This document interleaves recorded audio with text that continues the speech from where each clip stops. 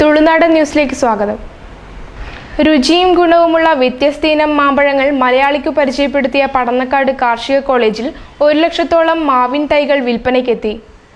രുചിയും ഗുണവുമുള്ള വ്യത്യസ്തയിനം മാമ്പഴങ്ങൾ മലയാളിക്ക് പരിചയപ്പെടുത്തിയ പടന്നക്കാട് കാർഷിക കോളേജിൽ 1 ലക്ഷത്തോളം മാവിൻ തൈകൾ വിൽപ്പനയ്ക്കൊരുങ്ങി. നീലം, കാൽപ്പാടി, അൽഫോൻസ, ഫിറങ്കിലിടുവ, പിയൂർ, സുവർണരേഖ, ബംഗ്ലോറ, ബങ്കനപ്പള്ളി തുടങ്ങി 15ഓളം മാവിനങ്ങളുടെ തൈകളാണ് വിൽപ്പനയ്ക്കായി ഫാം ഹൌസിൽ തയ്യാറായത്.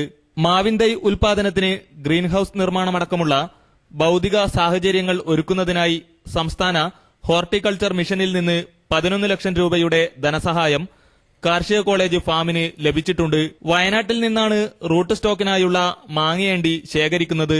ജൂൺ മാസത്തോടെയാണ് മാവിൻ തൈ ഉൽപാദനത്തിനായുള്ള പ്രവൃത്തികൾ തുടങ്ങുന്നതെന്ന് ഫാം മാനേജർ സുരേന്ദ്രൻ പറഞ്ഞു. കഴിഞ്ഞ വർഷം 50,000 തൈകൾ ഉൽപ്പാദിപ്പിച്ച ഫാം മാവിൻ തൈക്കുള്ള വൻ ഡിമാൻഡ് കണക്കിലെടുത്ത് ഇത്തവണ ഉൽപാദനം 1 ലക്ഷമാക്കി ഉയർത്തുകയായിരുന്നു. 35 രൂപയാണ് മാവിൻ തൈയുടെ വില.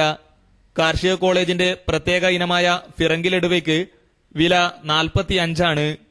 മൊത്തം 30 ലക്ഷം രൂപയാണ് കഴിഞ്ഞ വർഷത്തെ വിറ്റുവരവ്. മാവിനങ്ങളുടെ പരിപാലനത്തിന് കാർഷിക സർവകലാശാല വൈസ് ചാൻസലറുടെ പ്രശംസാപത്രം സ്ഥാപനത്തിന് ലഭിച്ചിട്ടുണ്ട്. എറണാകുളം, തിരുവനന്തപുരം, തൃശൂർ, കോഴിക്കോട് ജില്ലകളിലേക്കാണ് ഫാമിൽ നിന്നുള്ള മാവിൻ തൈകൾ വിൽപ്പനയ്ക്കായി കൊണ്ടുപോകുന്നത്.